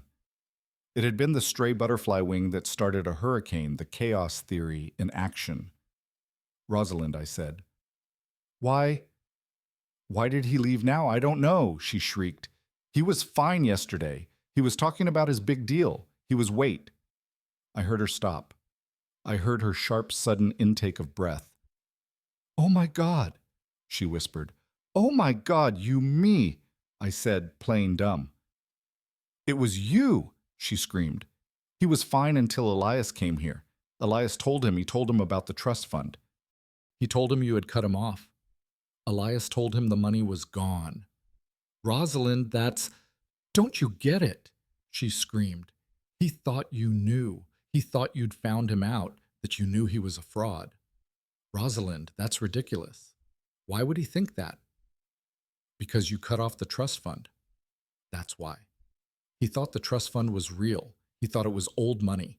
He thought you were some secret millionaire. He thought the money disappearing meant you knew. He thought you were coming for him. He panicked. He took the money and he ran. And he left me here. He left me to take the fall. Rosalind. I said, my voice full of false confusion. This is all so crazy. I don't know anything about trust funds or Ponzi schemes. I'm just a jazz musician. How could I possibly scare a man like Harlan? She was silent. A long, terrible silence. And then in a voice so small it was almost a whisper, she said the words that changed everything. Because, she said, you're not just a jazz musician. I said nothing. I let the silence stretch heavy with implication. Theodore, she said, her voice trembling. Who are you? Who are you really? I looked out at the glittering city. I looked at my Fazioli. I looked at the financial reports on my desk. I looked at the man in the reflection of the glass, the king, his silhouette sharp against the night. Goodbye, Rosalind, I said, and I hung up the phone. The call from Detective Miller came the next morning. It wasn't on the burner phone. It was on my private unlisted number, the intrusion a reminder of the world's reach. Mr. Grant. He said, his voice respectful. I know you're not directly involved, but as Mrs. Whitaker's ex-husband and Mr. Elias Grant's father, we'll need you to come in just to verify some of her timeline. A formality. Of course, Detective, I said. I'll be there this afternoon. I hung up the phone. A formality. He had no idea the word underestimating the storm to come. At 3:00 p.m., the Seattle sun was high and hot. The downtown police precinct was a squat, ugly brick building that smelled like stale coffee disinfectant, in quiet desperation, the odor clinging to the air like regret. The fluorescent lights inside hummed, casting a sick greenish glow on the stressed-looking people waiting on hard plastic benches, their faces etched with worry. Then my car arrived. It didn't just pull up, it appeared. A silent midnight black Rolls-Royce Cullinan gliding to the curb as if it were moving on a cushion of air, the vehicle a statement in itself. It was so out of place in this neighborhood, so impossibly clean and expensive, that the officers smoking by the front door stopped mid-sentence. They just stared, cigarettes forgotten in their hands. The car sat there for a long, quiet moment.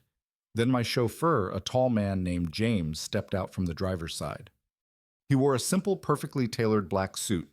He didn't rush. He walked calmly around the front of the vehicle, straightened his tie, and opened my rear passenger door, his movements precise. I took my time. I stepped out onto the cracked pavement. The man who emerged was not the man my son had screamed at. He was not the man in the old tweed jacket and worn-out shoes. Today I wore a custom-tailored Tom Ford suit. It was a deep, dark charcoal wool so fine it looked like liquid shadow. It fit my 74-year-old frame with a precision that cost more than my son's leased BMW. My shoes were black hand-stitched Italian leather, polished to a mirror shine. On my wrist I wore a Patek Philippe Calatrava. No diamonds, no flash. Just a simple, quiet statement of power that Harlan Whitaker, with his gaudy, oversized watch, would never understand. I was no longer Theo. I was Theodore Grant. James handed me my briefcase, a simple, elegant leather case. Wait for me here, James, I said. I don't imagine this will take long. Very good, Mr. Grant. I turned and walked toward the precinct doors. The officers by the entrance instinctively straightened up as I approached. One of them, a young man, actually opened the door for me. I nodded my thanks and walked in. The entire waiting room went silent. The shift in atmosphere was immediate, the air thickening with curiosity. The bored desk sergeant, who had been half asleep looking at his computer, sat up straight in his chair. The people on the benches stopped fidgeting. When you have spent your life pretending to be invisible, you become hyper-aware of what it feels like to be seen. And they were seeing me. They didn't see a loser. They didn't see a relic. But they saw what I had hidden for a decade. They saw money, yes, but more than that, they saw power. They saw a man who was not to be trifled with, the aura commanding respect without a word. I walked directly to the front desk. My shoes made no sound on the worn linoleum floor. The desk sergeant looked up, his eyes wide, taking in the suit, the watch, the undeniable aura of command. Can I help you, sir? He stammered. Good afternoon, officer, I said. My voice was not the ready, quiet tone of Theo. It was the voice I used to close deals, the voice that owned 55% of Harmony Bay Records. It was deep, resonant, and calm. My name is Theodore Grant. Detective Miller is expecting me. I am here to provide a statement regarding my son Elias Grant and my ex-wife Rosalind Whitaker. The sergeant fumbled with his phone. Yes, sir. Mr. Grant, right away, sir. He's expecting you. I'll let him know you're here. As I stood there waiting, I saw a door open at the end of the hall. 2 officers were escorting a figure in handcuffs. It was Elias. He was a wreck. He was wearing the same wrinkled suit from the night at the restaurant 4 days ago. He was unshaven. His hair was matted, and his eyes were red and wild with panic and lack of sleep shadows deepening the lines of exhaustion on his face. He looked up and he saw me. He stopped dead in his tracks. The officers had to tug on his arm. He just stared. He wasn't looking at Dad. He was looking at a stranger. He was looking at a man in an $8,000 suit. He was looking at a man who had just arrived in a chauffeured Rolls-Royce. He was looking at a man who was standing there with the calm, patient, and terrifying authority of a king. His mouth opened. No sound came out. His brain simply could not compute what it was seeing, the dissonance, a shattering blow. I didn't smile. I didn't scowl. I just held his gaze. I just let him see the truth unfolding in his eyes like a nightmare. Dad, he whispered. The word was a tiny, broken sound. Before I could answer, Detective Miller came rushing out. Mr. Grant, thank you for coming in. Please, right this way. He gestured down the hall away from my son. I gave Elias one last long look, a look that said, the game is over. Then I turned my back on him and followed the detective. Detective Miller led me down a long, fluorescent-lit hallway. The floor was a pale, sickly green linoleum scuffed with the marks of 1,000 heavy boots. The sound of my own handmade leather shoes was offensively quiet, out of place. The air smelled of burnt coffee and industrial cleaner clinging to my clothes like an unwelcome memory. They're in here, Mr. Grant, Miller said. He opened a heavy door marked Interview Room 3. Just a few questions to get your side of the timeline. We're trying to understand how Mr. Whitaker operated. I nodded. Of course, detective. Whatever you need. I stepped into the room and I stopped. It was like a terrible painting, a masterpiece of desperation, the scene heavy with the weight of broken dreams. They were all there. Rosalind was sitting at a small metal table under a buzzing fluorescent light that was cruel and unforgiving. The light bleached all the color from her face, making her look not just tired but ancient, the harsh glow highlighting every line etched by stress. Her emerald silk dress from the restaurant, or perhaps another one just as expensive, was deeply wrinkled as if she had slept in it, the fabric clinging damply to her skin. Her hair, which had been so perfectly styled, was falling out of its elegant bun in damp, stringy sections. Her makeup was a smeared, tragic mask. She was staring at a styrofoam cup of coffee on the table, her hands cuffed not to the table but to each other in her lap, the metal links clinking faintly with her trembling. On a hard plastic bench against the far wall sat my son Elias and his wife Lila. They were the very picture of ruin, their postures slumped in defeat. Elias was still wearing the same suit from 2 days ago, the one I had last seen him in on my porch. It was rumpled, stained, and it hung on him like a shroud. He had his head in his hands, just staring at the floor between his feet, his shoulders heaving with silent sobs. Lila was next to him, her knees pulled up to her chest, her arms wrapped around them. She was weeping quietly, a constant exhausted hiccuping sound that filled the room like a dirge. They were no longer the vibrant, arrogant couple from the restaurant. They were refugees cast adrift in a sea of their own making. Detective Miller cleared his throat. Mrs. Whitaker. Mr. Elias Grant. This is Theodore Grant. He's here to provide a witness statement. They all looked up at the sound of my name. The reaction was slow. It was not immediate recognition. It was a gradual, horrifying dawning building like a wave. Rosalind's eyes, red-rimmed and hollow, lifted from her coffee cup. They passed over me, then snapped back, widening in disbelief. She wasn't seeing Theo, the poor, pathetic musician. She was seeing the Tom Ford suit.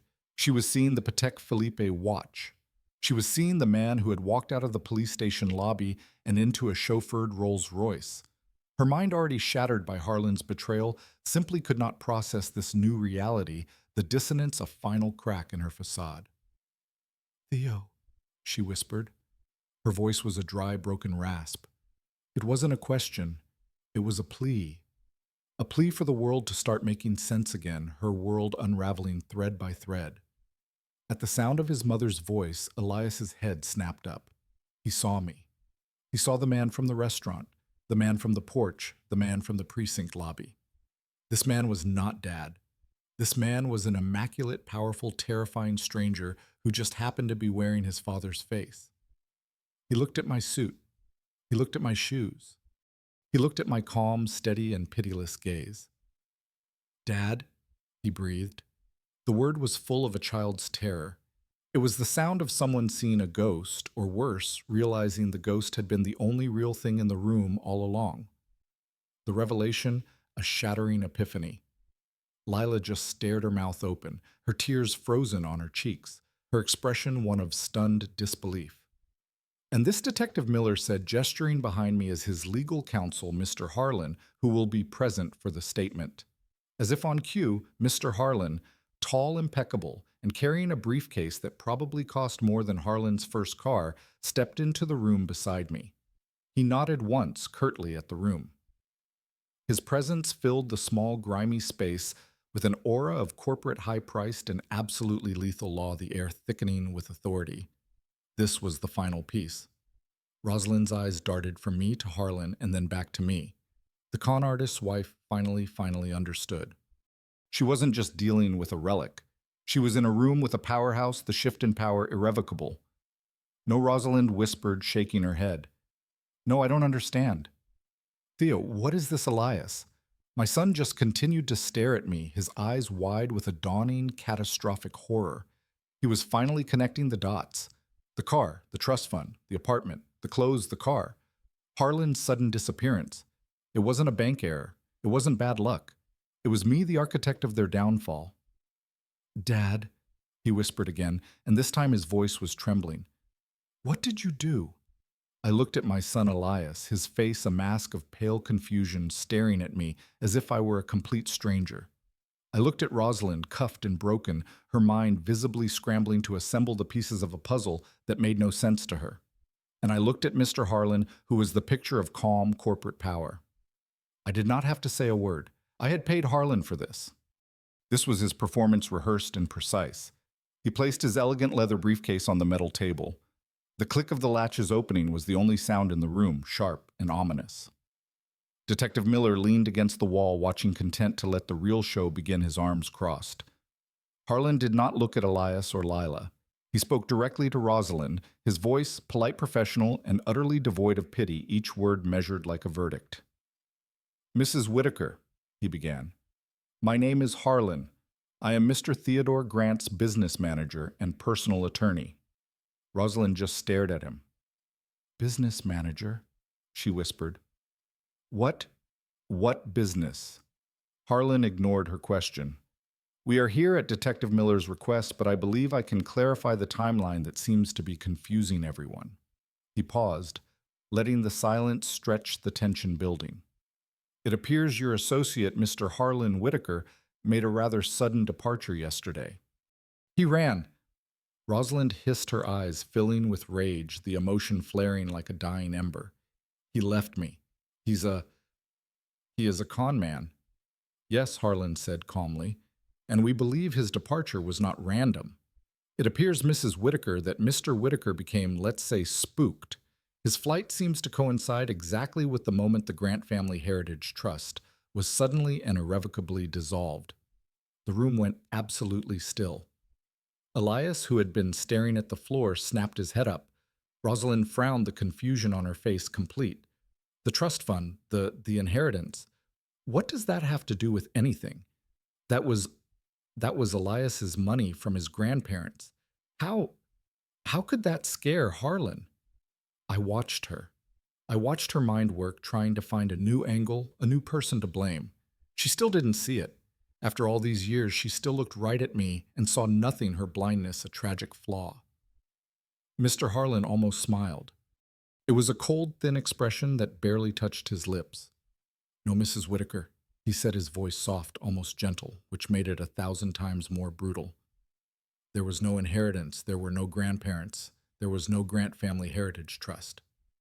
Elias stood up from the bench. What? That's a lie. I've been getting that money for 7 years, $10,000 a month. I've seen the bank statements. You saw a name, Mr. Grant.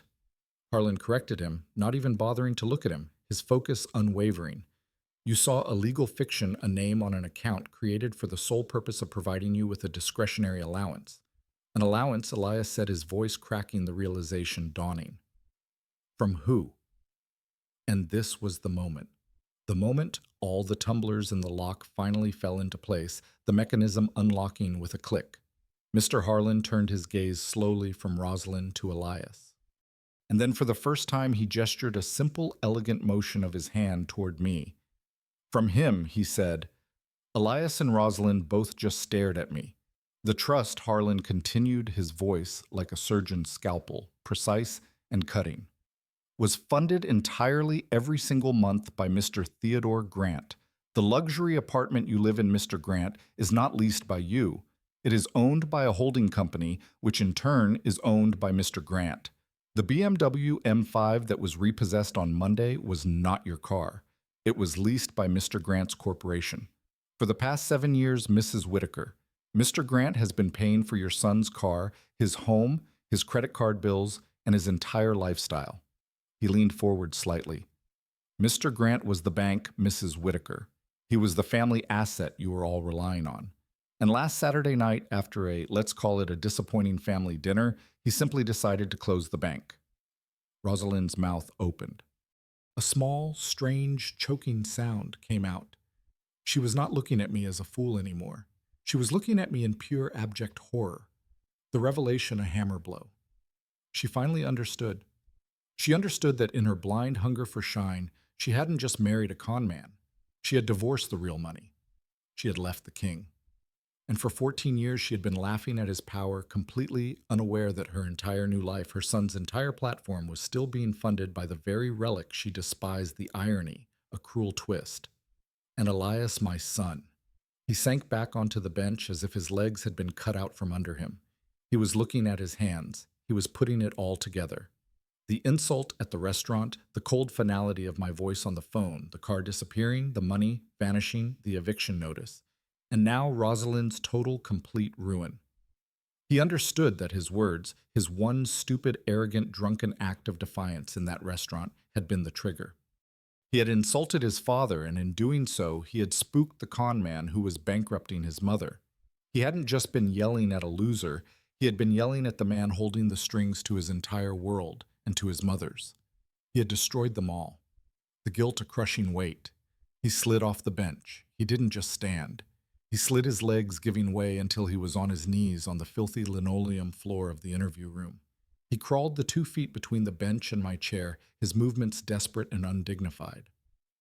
Dad, he whispered. He put his trembling hand on my knee. Dad, I'm sorry. I'm sorry. I didn't know. I looked down at him, my 46-year-old son kneeling at my feet, a broken, weeping child. I looked at Rosalind, who was just staring into the void, her life in ashes. I looked at Elias, and I felt nothing. Not anger, not pity, just a vast cold emptiness that echoed the room's sterility. I spoke, and my voice was quiet, but it filled the small room. You were right about one thing, Elias, I said. I am a failure. Right. He looked up at his eyes full of desperate hope, ready for me to forgive him, clinging to the possibility. I failed. I continued by letting you believe that life was easy. I failed by protecting you from the world. I failed by letting you think that money just appears, that cars are just given, that apartments just happen. I failed by raising a son who, at 46 years old, doesn't know how to stand on his own 2 feet. I stood up, pushing his hand off my leg, the contact breaking like a spell. You wanted a winner, I said, looking down at him, at Lila, at Rosalind. You wanted to be around someone who makes things happen. I straightened my Tom Ford suit. I nodded to Mr. Harlan, who picked up his briefcase. Well, I said, turning my back on them. Now you all have the chance to learn how to be winners for yourselves. I walked out of the room. I didn't look back. I left them there in the cold green light of the police station to face the detective, their creditors, and the unchangeable, brutal truth of what they had done. What I learned from all of this is that the brightest smiles often hide the sharpest teeth. I spent decades of my life practicing kindness, believing that love and sacrifice were enough. I thought my generosity was a virtue, but my family saw it as a weakness to be exploited. They mistook my silence for ignorance and my humility for poverty. The truest and most painful lesson is this: money does not create monsters. It only reveals the ones who were hiding there all along. Never let anyone, especially your own family, make you feel worthless just because they are blinded by greed. True power is not about what you have in the bank. It is about knowing your own worth when everyone else has forgotten it. If you have ever had to fight for respect from the very people who should have given it to you freely, share your story in the comments below. And please don't forget to subscribe for more stories of justice served.